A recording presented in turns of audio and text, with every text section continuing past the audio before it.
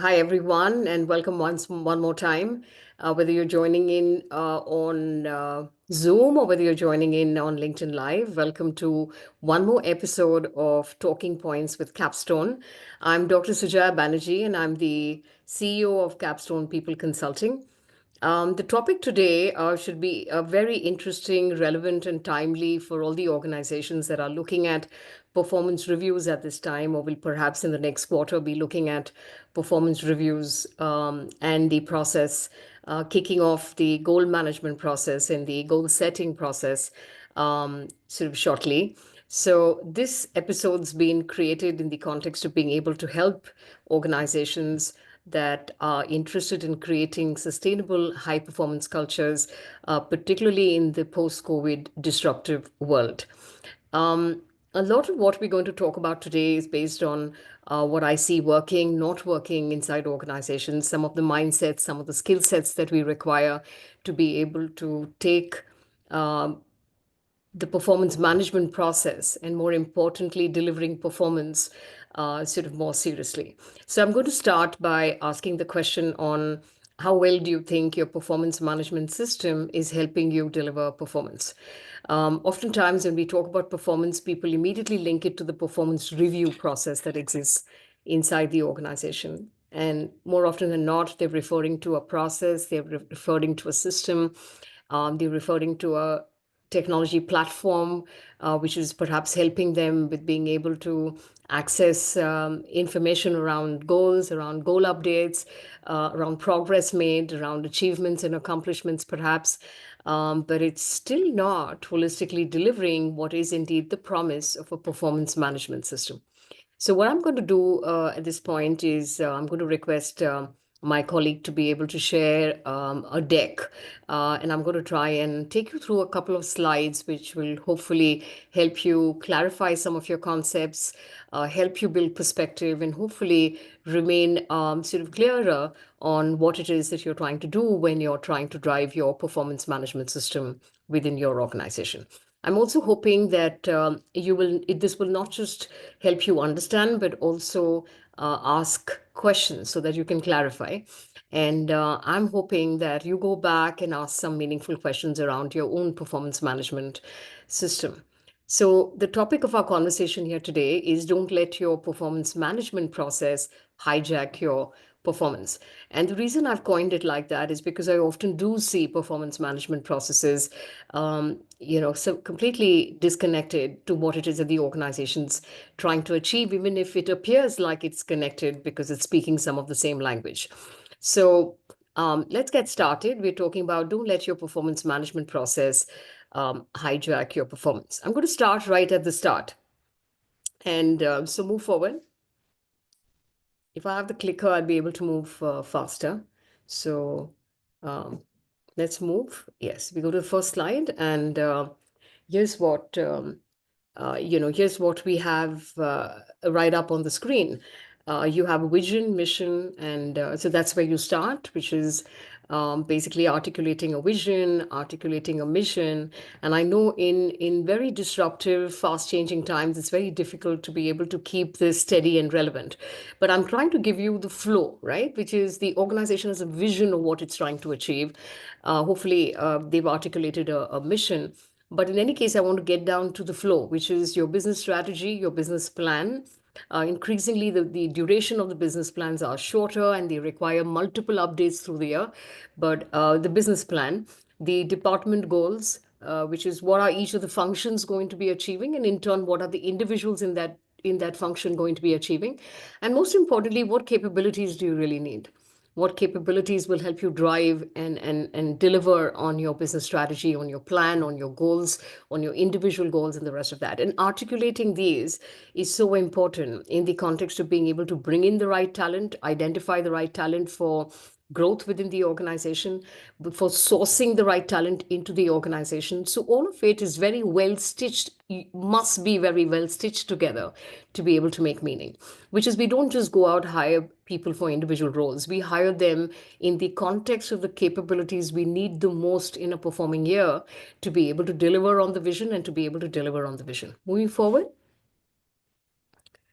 let me tell you where it is that most organizations, however, seem to be starting with their performance management system. They seem to be starting with an AOP, with the annual operating plan, which is good. Yeah, but it's not your strategy. So now let's take a look at what are the benefits of starting with your AOP. There's some things that the AOP does deliver, but they're very significant pieces it doesn't. In fact, interestingly, there's several organizations that don't talk about their strategy. They only talk about their AOP, and they believe the annual budgeting process is actually the annual strategy building process. So perhaps the kickstarting of the performance management system, which means there's a presumption that the back of your AOP is an operative strategy. Interestingly, many people in the organization don't know what that strategy might really be. They're participating transactionally in an AOP process, which where there is, enough and more sort of bargaining on what it is that they believe they can deliver and they can't deliver in terms of numbers. So this is usually obviously a numbers activity, but it has its own advantages. It gives you clarity and direction. Uh, there is resource allocation that can be decided based on what you're committing to be able to achieve. There can be some degree of risk mitigation because you know your numbers, you know where you're heading.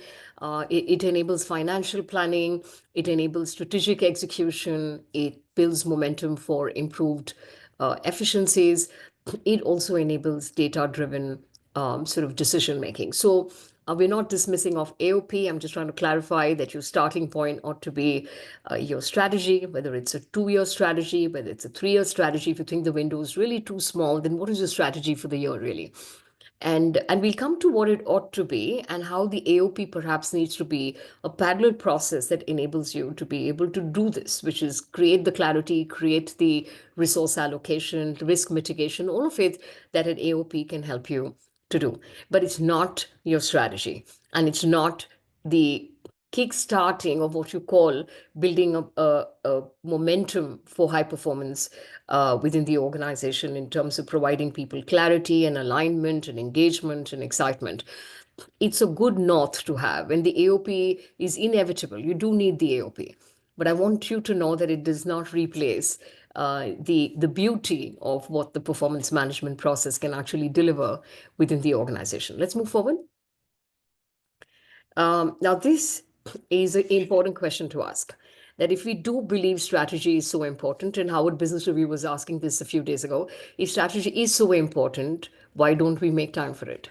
And so it's very interesting to know that even in the post-COVID world, with all the disruption and the constant need for change and revisiting priorities and the dilemmas and the puzzles that we need to solve in these very sort of demanding times, there is still not enough space being made to be able to actually spend time on strategy. Move forward, and we'll talk some more about strategy at this point. And I want to talk about why traditional strategy execution typically fails. And so, for whatever reason, traditionally, the whole process of being able to define and execute a strategy has failed. And so it looks like there's a bit of throwing the baby with the bathwater, but there's no replacing having a strategy. But let's look at why it is that strategy execution has not seen a lot of success in the past. Move forward. And we talk about 70 to 90% of strategies, it appears, have failed in the past. Move forward. Um, and now let's try and understand why. And we're going to try and look at 7 areas which will get us to be able to revisit the way in which we have actually executed strategies. And that the way in which we've executed strategies is right at the center of the bane that we're experiencing at this time. Move forward. And so, number one, bad strategy leads to poor execution. So, if you create a lofty strategy with no clear path for execution, it's always going to remain disconnected. So, in a way, the strategy document has remained a very high flowing document. It uses some, high vocabulary and rhetoric. And more often than not, most people who need to execute it have not seen it or have not felt inspired to be able to actually execute it because the strategy document is so high flowing that it does not speak to execution in the way in which it should. So it seems disconnected kind of from reality. It is locked in PowerPoint decks, which a lot of people don't understand. The leaders assume alignment to that strategy if they've shared it among the top leadership team, but it actually may not exist. Move forward.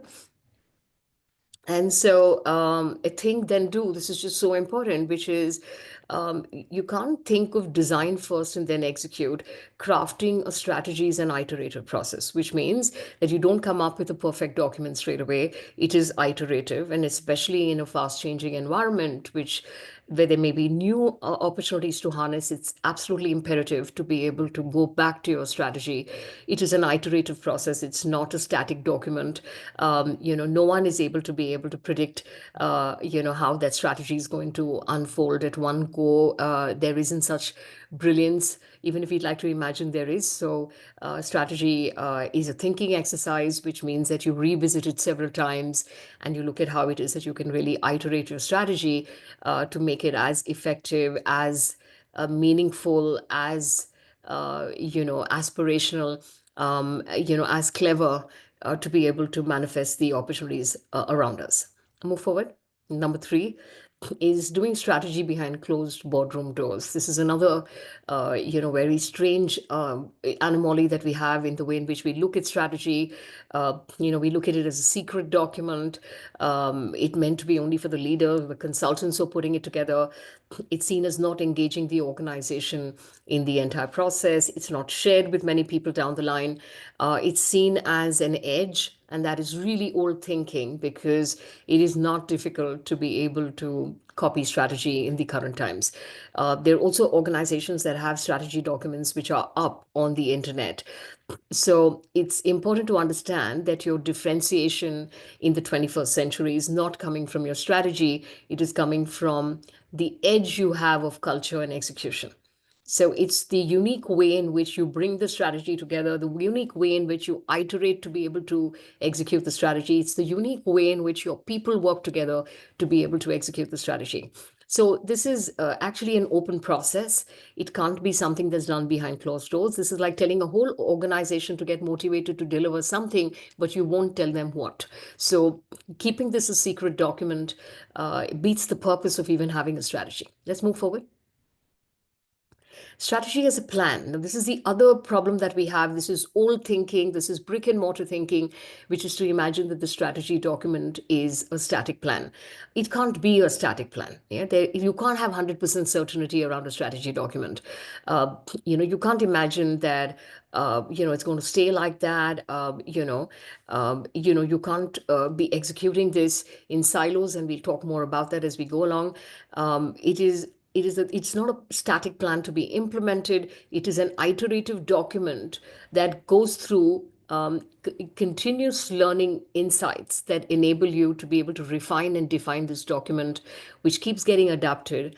Strategy as a practice that is something that you do daily, which is you relook at it to say, hey, hang on a second, it's not really this, it's this. It can't be this number, it can be this. How about this that we can actually add in because it is possible to be able to do that? Like I said, it's not difficult to be able to know the strategy of your competition. And so there might be areas where you've not thought about things and they actually come up as you go along. And even if it's me too, maybe you can do the me too better. And so the strategy document needs to be iterated constantly on an ongoing basis. Let's move forward. And so the cascade, which is cascading goals, objectives, data, analytics, and the rest of that. The focus on aligning activities of departments, teams, and individuals directly is so important. So it's not just the data, it's not just the goals, it's about what individuals are actually doing to be able to bring the strategy to fruition. So the goals, are they really aligned to what it is that these strategies now saying? Are they continuously adapting to what we really want? Do people understand when we keep adapting that we're not a confused management, that we're not a confused leadership? We're iterating this because there are more opportunities. We're iterating this because we're trying to redefine what is really possible. That we're revisiting what we already said, not because we're confused, but because we have new information. It's because we have new insights. We have new market intelligence. We have new customer intelligence. And so the cascade itself is a significant part of being able to make this whole process work. But you don't see cascade as only cascade of numbers or cascades of data or cascade of analytics, but you actually, bring in people, you bring in live data, you bring in information about what's working, what's not working, so that you're able to reiterate this meaningfully around people and teams. Move forward. At number six, the annual cycle. Yeah. So that strategy gets done only once a year is a myth. It now increasingly needs to be able to get revisited. Like I said, turn your strategy into an always on, yeah, and live it daily instead of trying to execute it merely. And so evaluate the strategy constantly. Strategy is an open-ended process. And when you do revisit strategy, it just means that you are closer to reality, you're closer to fruition, you're closer to delivering on the promise. And you're doing this with good purpose, and that you understand, you have the ability to understand how fast the market's changing, how fast the opportunities are changing. And you're able to bring the same kind of agility to how you view your aspiration to fructify, and that you're willing to, and you have the courage to revisit this several times. So it's not static, it's not an annual cycle, it needs to be reiterated. Let's look at seven, the focus on numbers. If everything's about numbers, KPIs, targets, budgets, and it appears like people are the afterthought, whereas people are the ones who are actually executing all this. And, someone asked me some time back, how do you involve people down the line in strategy formulation, on strategy creation? Because, notwithstanding voice and inclusion and the rest of it that organizations talk about, if you look at most organizations, the entire process of strategy and the plan for strategy execution, goal alignment, normally is the conversation that happens at top leadership minus one, top leadership minus two kind of levels. And often I've been an advocate for being able to include people at mid levels, include people in the front line, so that you're able to get perspectives which are different. Oftentimes there is group thinking at senior levels, and so you bust that deliberately by being able to bring in people from other levels within the organization. And somebody asked me, we have thousands of employees, how do we involve people if we really wanted to integrate employee voice in the context of strategy creation?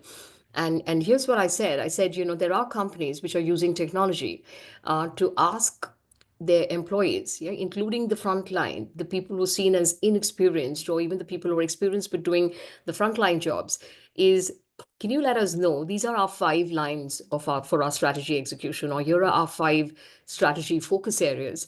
If you had $100, how would you divide this between these 5 strategy focus areas? How would you basically divide the $100 to allocate an amount of money that totals up to $100 by being able to assign basically weightages to the various strategy lines that we were actually sending forward to you, which means that if there were 6 focus areas or 5 focus areas, how would you divide the $100 in terms of letting us know what you see as high priority?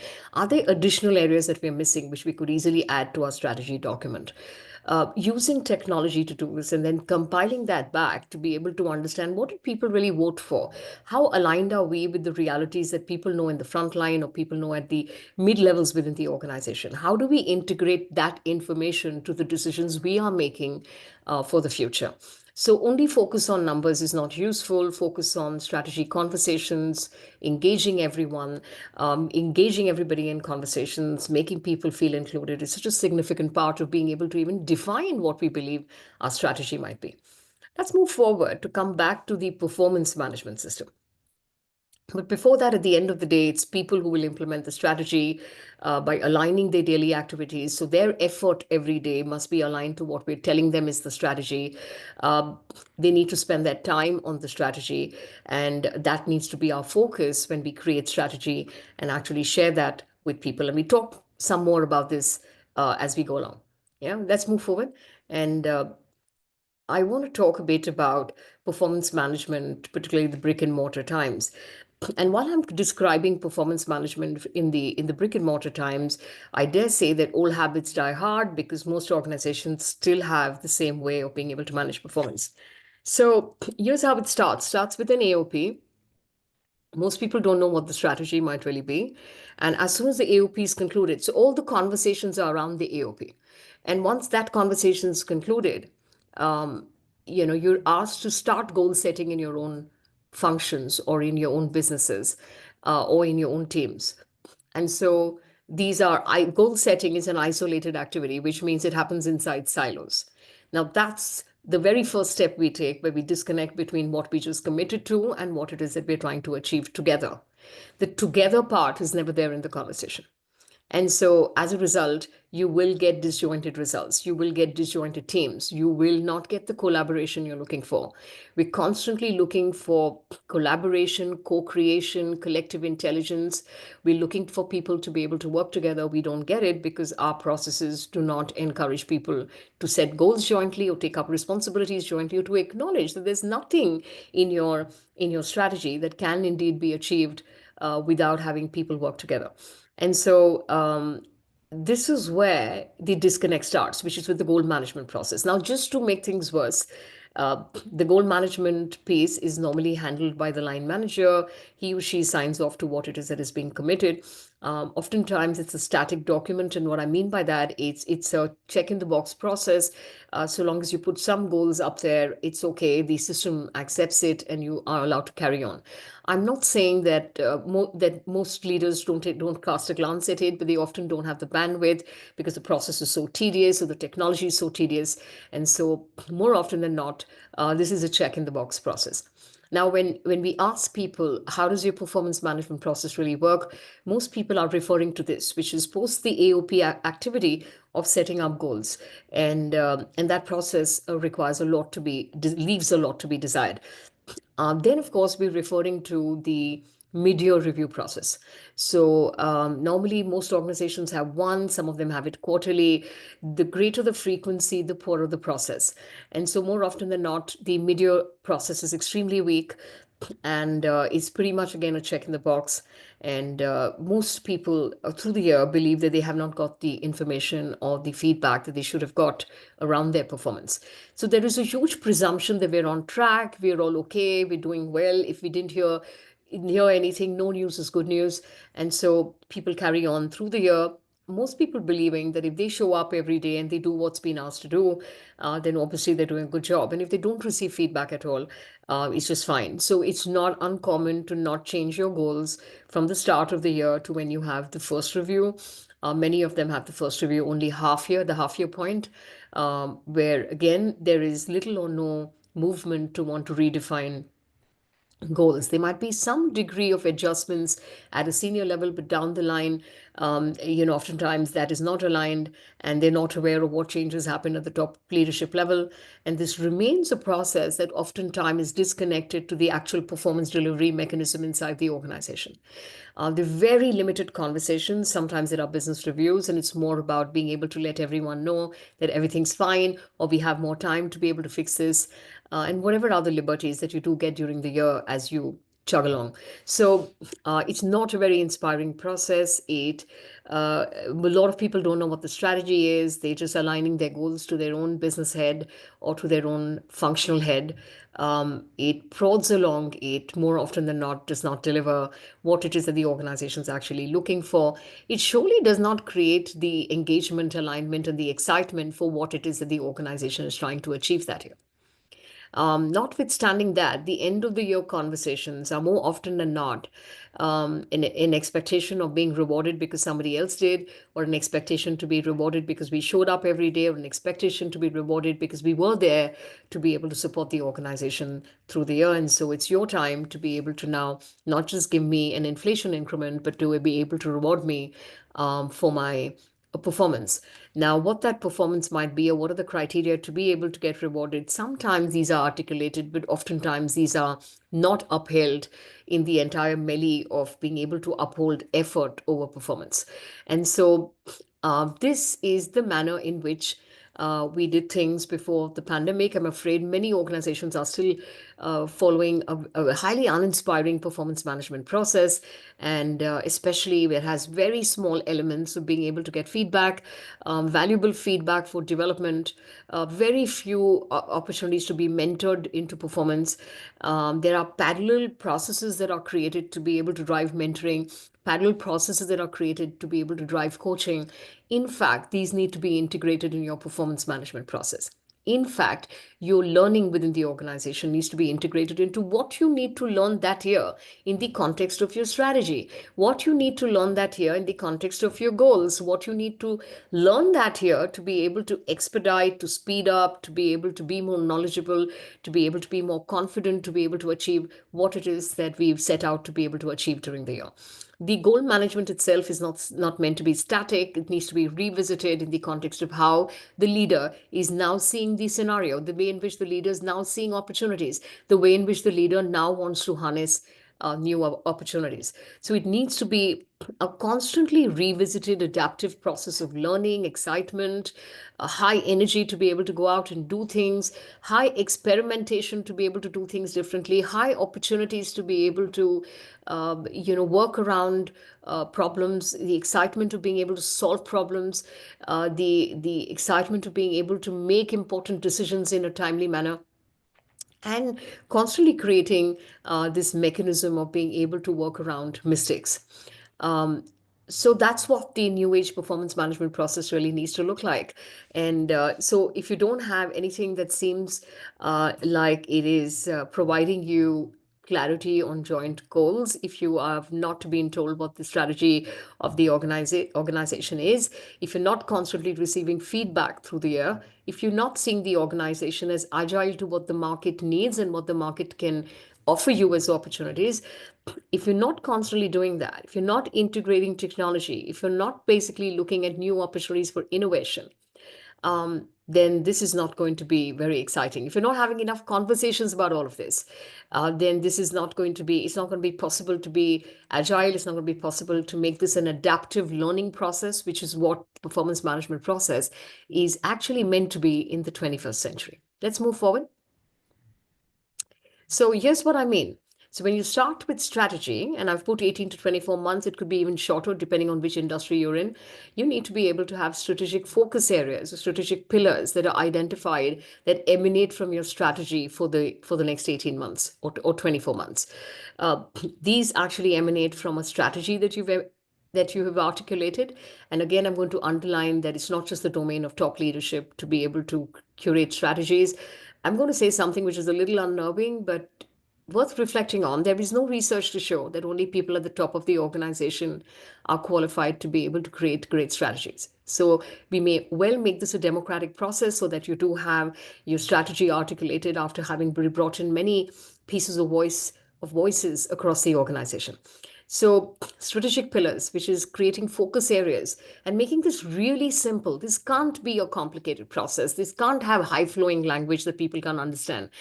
This can't have huge vocabulary which is difficult to sort of disintegrate and make meaning of for people down the line. So six, not more than six, seven focus areas, yeah, emanating from the strategy. Now, these strategic pillars itself need to be co-owned by functional heads and business heads within the organization. So this process itself is massive in terms of getting people to co-own strategies. When you co-own strategies, you co-own goals. So this can't be a process that is happening in silos. This can't be something that you're just doing at something called goal setting. This can't be something that you just put up on your technology platforms and it's done and dusted. This requires these conversations on how you're going to be able to achieve this together. Now, why must you do this? You must do this because you understand the realities of actually executing goals. And the realities of executing goals is that you need many people to be able to buy in and to be able to support each other to be able to do this. And there are no favors here. Yeah, the support is inherent in your professional contribution for that year. It's the way in which the organization is going to ride the rhythm of achievement. That the aspirations you've put out there in your AOP is going to be a number unless you have a mechanism to be able to execute it.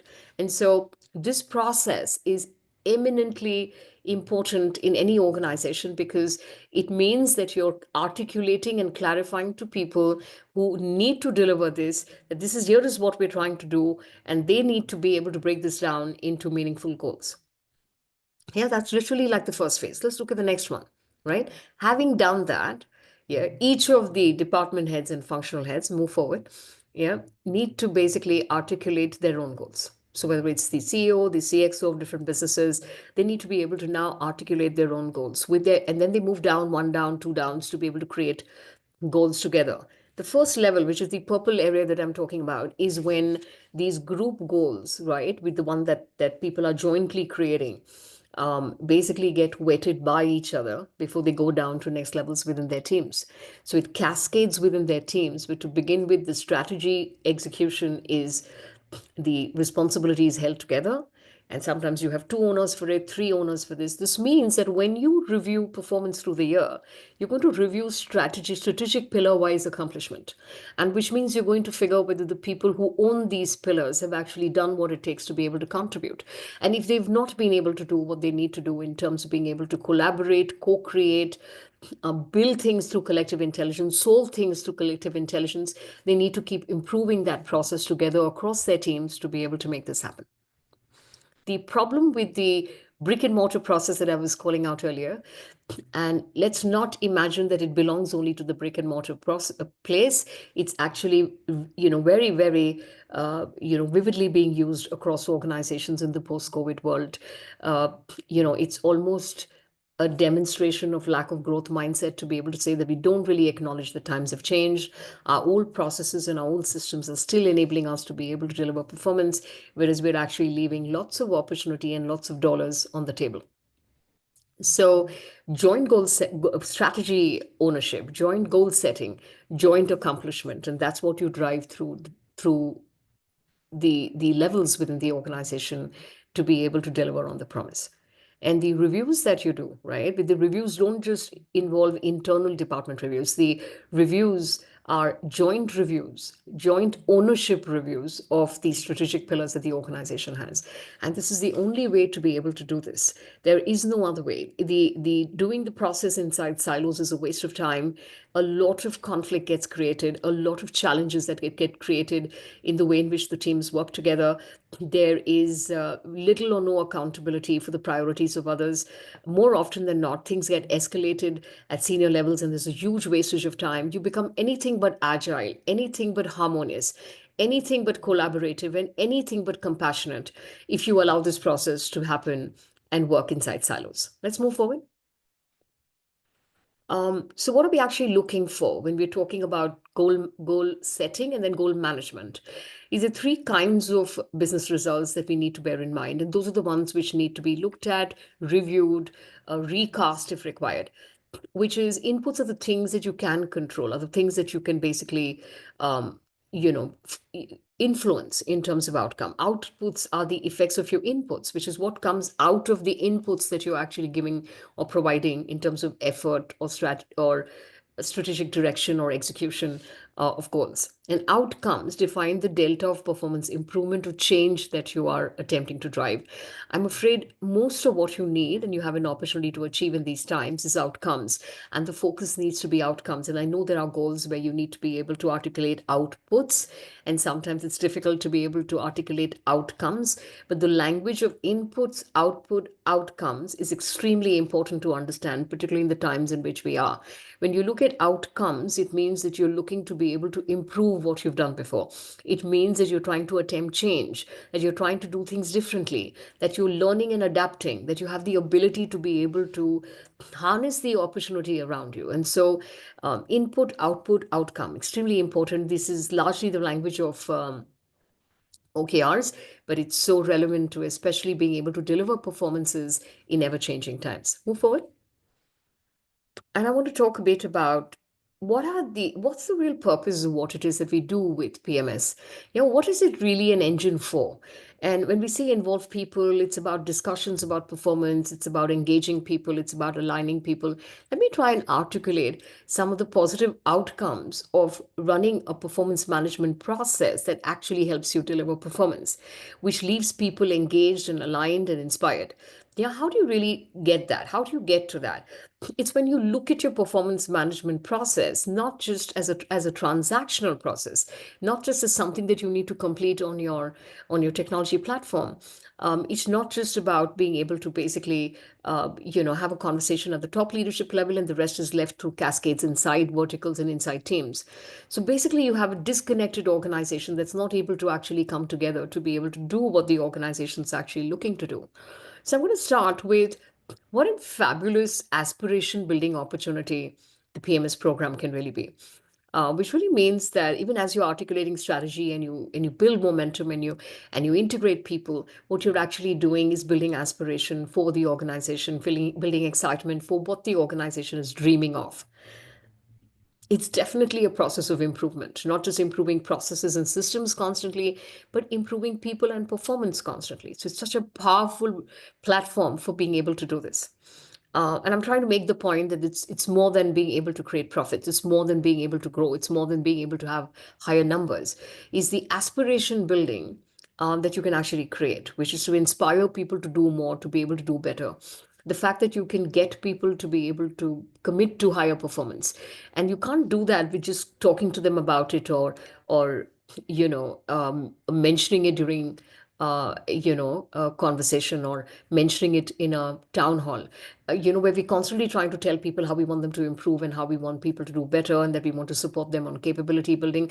This is the actual process that can help you to get there, which is by helping them understand how to do things differently, by helping them set goals which are helping them raise the bar on their own performance, where they are going to be able to look at how they're going to improve, how they achieve their goals through working on their behaviors, on what the organization, what kind of culture does the organization want to build, and what does that entail in terms of the kind of behaviors you're expecting at different levels within the organization. Here's your time to talk about that.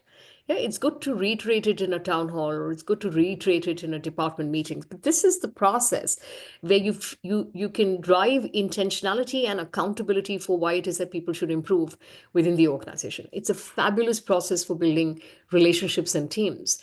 And I want to know how many people, and think about it, reflection question, talk about relationship building as part of performance management. Talk about the need to collaborate, the need to get along, the need to manage conflict, the need to be able to enjoy this journey through, friendship and camaraderie. It is so important to be able to talk about it, especially because we are in times where we constantly adapt, change, adjust, and it's so easy to feel stressed. It's so easy to be upset. It's so easy to be to get moody. All of that, if people could just basically understand and uphold relationships within organizations. This is such an important conversation to have, that we want to achieve what we're setting out to achieve, but we don't want to lose each other while we're trying to do it. Curating a culture for execution, delivering on the promise, which is using tools if required, using technology if required. What is it that we're going to do to actually execute this? Yeah, what are the new partnerships and sort of programs that we're going to create to be able to make this happen? Create excitement around the execution, the opportunity of learning through execution. There is just so much that can be done here, and the execution is worth focusing on in terms of being able to enable performance delivery. What's the support being provided to solve problems while people are trying to execute? Becoming modern and current. I think this is such a big one, even as you're trying to understand the strategy, strategic focus, and how we're going to implement what it is that we're going to do this year. To become more modern, to become more current, to be able to bring in best practices where it's meaningful, to be able to draw in new mindsets where it is meaningful, the way in which we're going to do things and execute things this year, bringing in technology, bringing in innovation, bringing in new ways of being able to integrate new talent, recasting how we are looking at talent within the organization. I mean, there's just so much. There's a body of work here that still remains to be done in many places. Character building and culture. That the performance management process is about new challenges that we'll have to get our arms around, new opportunities to show resilience, new opportunities to work in the flow and to continuously enjoy what it is that we're trying to accomplish. The joy of raising the bar on ourselves and doing so well. Our ability to be able to do things which we thought were impossible, but we actually did it. So it's a character building opportunity. It's also a culture building opportunity in terms of showing people how to collaborate, showing people how co-creation works, showing people what it means when you work with the other and where we's met better than me. Getting people to understand that there is brilliance in any part of the organization. They can find this anywhere at any level within the organization. To drive reverse learning and reverse mentoring where you can, to reduce power distance, to be able to actually get people to work together with more democracy, to listen to each other, to learn positive disagreement, and how to work with positive disagreement. And I think all of these are such splendid opportunities a performance management process can really offer you, which is the way in which we're actually executing our goals, and more important, our vision and strategy to be able to achieve outcomes and results. Move forward.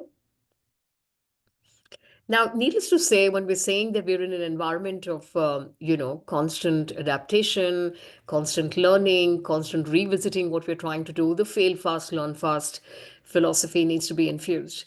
This can't be, a structured, sort of predictable process, because then we're not in sync with the market, right? So experiment to learn fast, fail fast. Building positive attitudes around mistakes. Encouraging people to be able to solve the problem. In fact, instead of feeling sorry for having the problem. So this is what you really need. Yeah, you need to be able to take away the fear from performance assessment, take away the fear from non-goal achievement, and see the magic and see what unfolds when all of that happens. Yeah, move forward. And so I just want to end by being able to talk about further impediments that you may encounter as you're looking at being able to build a high performance culture. It's just not uncommon in my experience that not only do we start off with the AOP, and that all that we're actually monitoring through the year is the AOP. And while I did call out the benefits of being able to do that, the people engagement, the people alignment, the people excitement is what often takes a beating. But the impediments to high performance, even through execution, could easily be mistaking activity or actions for performance, which means that we're doing a lot. We sort of getting around. There is a lot of activity, but it may not accrue for productivity. So I think it's very important to be able to watch out for those kind of dynamics. I think micromanagement is another thing, which is interfering in the jobs of people down the line, or presuming they don't know or understand enough, or basically just succumbing to doing the job you already know, which is doing the jobs of the people at the next level. All of this reduces performance, it reduces productivity, and can often be the reason why people don't enjoy the process of being able to deliver uh, performance. Last but not the least, I do want to talk about the spirit of collaboration and working together.